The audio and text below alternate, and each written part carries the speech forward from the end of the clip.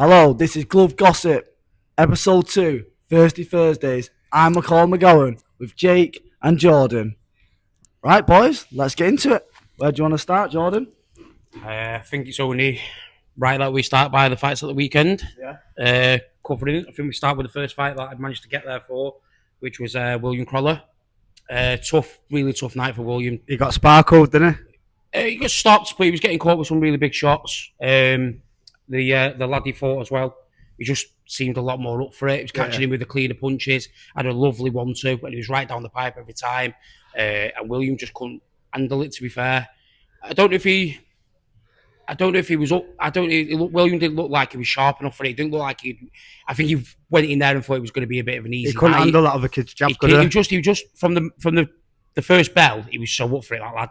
He would just come to fight, and I think obviously William thought maybe I'll catch him later on, but he just couldn't get to him. It was a really tough night for William. But again, I won't take away from William. Will come back. Like I said, Anthony lost these 9 fights. You know what I mean? Like there's. I think the thing is now in boxing, everyone expects because you're defeated, that's it. You're shelved, which needs to get out of this reality because everyone loses. Everyone can take a loss and come back, and I think it shows more spirit. He knows that himself. Well, I'm a bit biased because I know Will. So, yeah, I just think there's a few things going on. He just probably didn't turn up that night. Not take away nothing from the lad that he beat him, obviously. Yeah. But yeah, I think Will can come back, and I think in parts of the fight as well, I think he's shown good art. Like he got hurt really bad, and he come back and he carried on swinging. Yeah. So we did show good attributes that you can't teach. So I thought that was good, and the reins are off now. Yeah. It's not a perfect record anymore. No. He can be a bit more free about it. Like he's not got that pressure. He can just go and enjoy himself and hopefully get in some good scraps and pick up some good titles. But I don't think that'll be the last we see of Will, not by a long shot. Definitely not. He'll definitely come back, and you can tell. He's got a good corner, Anthony. He's got good people around him, and I managed to see him and just said to him like, "Listen, keep your head up, mate. These things happen in boxing. These things happen so much in boxing, yeah." And like I said, everyone thinks, because they've lost a row, that's it. It's not like that. Do you know what I mean? You come back, mate. How many times do you see people take early losses and come back world champions? Do you know what I mean? And it's good to see. Yeah, his own brother, exactly. His own brother had 4 defeats, lost to a journeyman in Al Hamida. Do you know what I mean? And I think it just shows you. It's all about you learning and about your ability and whether you want it or not. And I think William's got that. Yeah, I think he has as well. Yeah. Yeah. So moving forward, what else have we got to recap on? I think we'll start with Leo Tang's debut as well. Oh yeah. Absolutely brilliant. As debuts go, he was absolutely brilliant. Showed his qualities. He fought really well, and he was nice because he boxed with a smile on his face as well. Yeah, he was enjoying it. He was really enjoying it. Yeah, and I thought he was. You think he's going to be a superstar, George, or what?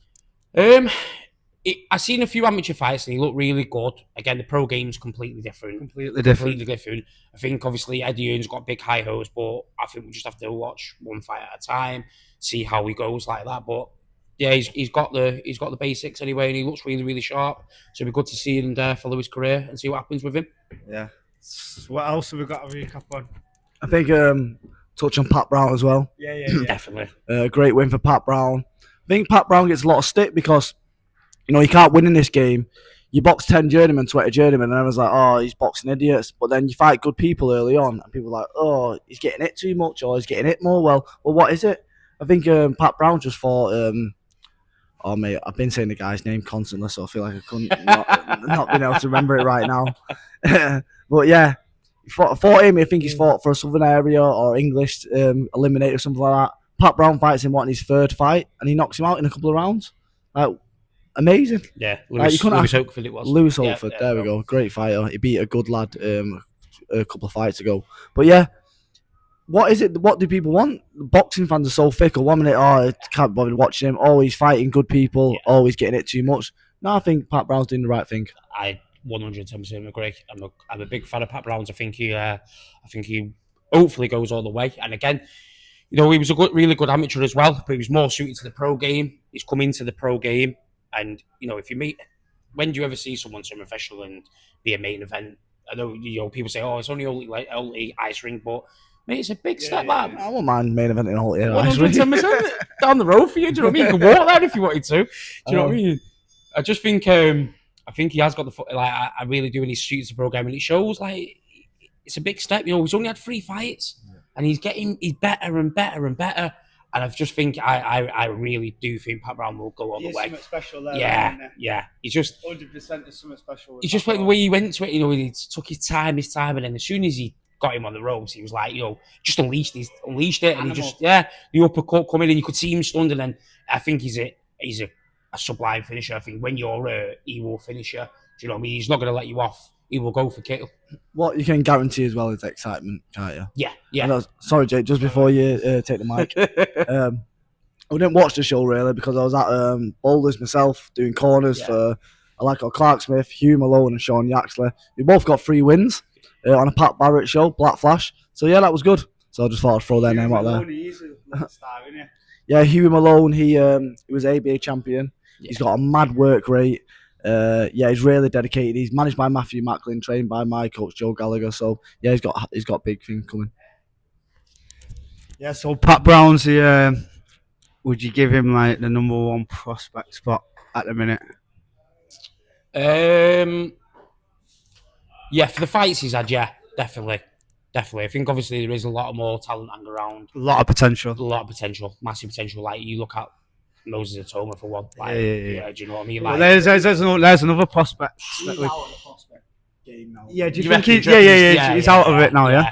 So obviously he's moving into Dylan White next, which is obviously going to be a massive fight. If he beats Dylan White, that is a massive step in the right direction. If he's not already in that direction anyway, which he is, I just think if he beats Dylan White, that's it, certified then. But again, if he beats Dylan White now, is he going to be one of them fighters now where no one's going to fight and he hasn't got a title?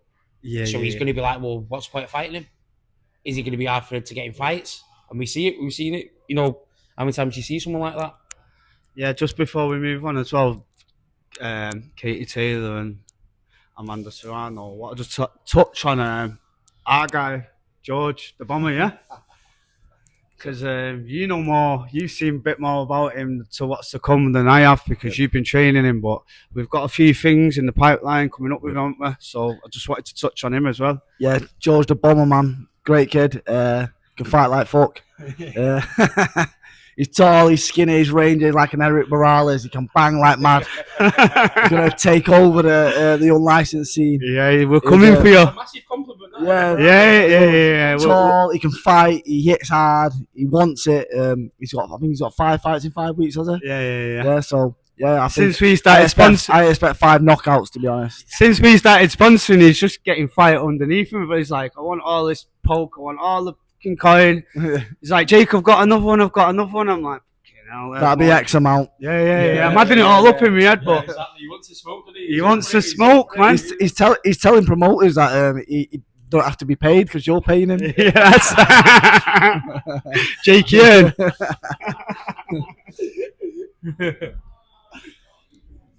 Right, Katie Taylor then. Yeah, 3rd fight with Serrano. I think it's going to be a really good fight. I really do. Think Serrano's going to nick it. I think Serrano's going to wedge it. I think that only because the amount of attention that she's had after the past 2 fights. I really could have went either way the last time.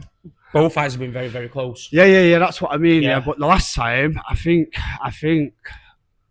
Amanda did deserve to win it in my eyes, and in many eyes as well. Yeah, many eyes. It was a very close fight, and when you see loads of things like everyone commenting, saying it's a robbery. Close fights are not robberies. It can go either way. Do you know what I mean? You can't scream a robbery if it's a very, very close fight, which it could have done. It could have gone either way. Katie Taylor was a winner. I thought it should have been a draw, but again, you could argue it towards Serrano, you could argue it towards Katie Taylor, and obviously Katie Taylor won. Now Serrano's got a rematch, 3rd fight. She's got to pick up a level if she wants to win. And it's on Netflix. Yeah, live on Netflix. I think Netflix are gonna keep doing what they're doing, and be like the new big. What is it like? Yeah, the broadcaster. Platform, the new big. Well, they've got obviously Crawford and Canelo as well, haven't they? Yeah. So one of the biggest fights of the generation is going to be on Netflix. Dana White promoting it as well. So big things. Lots of exciting things to come in the boxing world, isn't there? Loads of big fights. So we'll see what happens. Also, Savannah Marshall fighting on the bill as well. Yeah, she's on. She's back on the boxing ring. So the last fight was MMA once she'd been fighting MMA. Yeah. So she was saying, obviously, everyone's saying, we've had 2 years out, and she was like, well, I've not had 2 years out because I've still been training, still been fighting, still in the gym. So it's not like she's had a break or anything like that. She's still active. So it'd be good to see her back in there. Hopefully, try and get a rematch with Clarissa Shields down the line as well. That'd be a good one as well. 100%. I also think we should touch up on Joe Cordina's comeback fight as well. I thought it was absolutely brilliant. The Welsh Wizard. The Welsh Wizard is back in I it. love him, me. It could have been a tough fight on paper, that, fighting the Mexican. I know we had a couple of fights he could have fought. I think they said after the fight they wanted to fight the Spanish lad. Joe Cordina was like, no, I want to fight the Mexican. Do you know what I mean? And the lad was, Credit to him, innit? he was game, the lad, as well. It was really, really good. And Joe Cordina was just, I thought, boxing was absolutely beautiful again. And he looks so much better at the bigger weight now. When he fought Kakachi, and he just looked dead drawn in the face and stuff like that. Yeah. And I just thought he looked dead natural. He looked dead good, and his boxing IQ is beautiful. I love watching Joe Cordina. He's so fast. He's in. He's out. He's a lovely fighter. I think Matchroom done him a bit dirty as well, me. What with? Like promoting him like after his loss. You know what I mean? Like they didn't really like.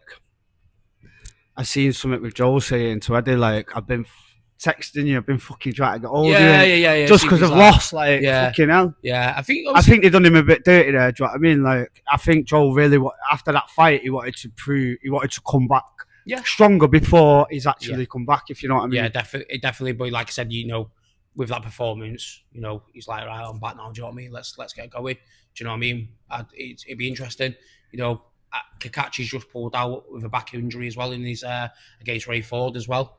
So it'd be interesting to see who Cordina's got down the line now and see where he can go now again. So for me, I think he'll go all the way again. I think he'll be world champion before the end of the year, mate. I think he'll be back world champion before the end of the year if he stays active anyway. That's a strong statement by you, George. I really do like Joe Cordina. I think his boxing fundamentals are beautiful. I think he'll go all the way again. What do you think, Macca? What weight did he fight? Lightweight, was it? Yeah. And who's he training under now? He was with Gary Lockett. Interesting. Take that. Yeah. Because a lot of them also left Tony Sims' gym when Conor Benn allegedly popped for clomiphene. Yep. And a lot of their performances also got worse as well. They did indeed. They did. So I'm not saying anything. I'm just saying the new team, new weight. It's just might have had might have had something to do with why he was out for so long. Possibility. That's all I'm saying. Don't want no court cases. I think you said it.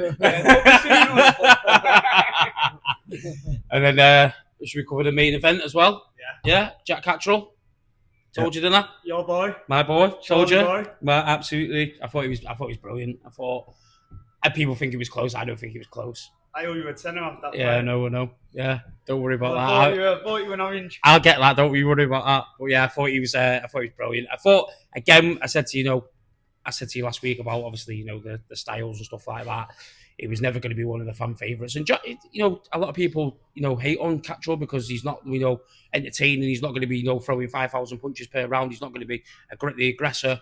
But I told you his ring IQ's mint, and he just waited for Harlem, and he was bang in and out. And that's what happened. And for me, he was just complete control from the starting bell. Yeah, I really do. I thought his range was great. Like I say, it was a bit cagey one day, not much happening, but every time something was about to happen, it was always Jack landing.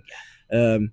I thought, he pretty much won all around himself. Yeah. But I will say, if you watch Harlem back a few years ago, when he fought in Monte Carlo and he had a life or death with your journeyman, to come to be able to fight Catterall in the main event, he's actually done really well. No, I said that. I really like Harlem Eubank, and I'm not going to say he was poor because he wasn't. I think the step up might have been a bit too much on the night, but he will definitely be at that stage sooner or later. I think obviously he needs to maybe go for the British and stuff like that first. But I really, really think obviously you can mix at that, at that level. But again, I think obviously Catterall was just, and he meant business from the opening bell. Obviously the last fight was the Barboza fight, which obviously he lost. And I think he just wanted to go out there and make a statement, which he was doing. Unfortunately, Harlem was getting a bit, I think he was getting a bit. That's Harlem style though, isn't it?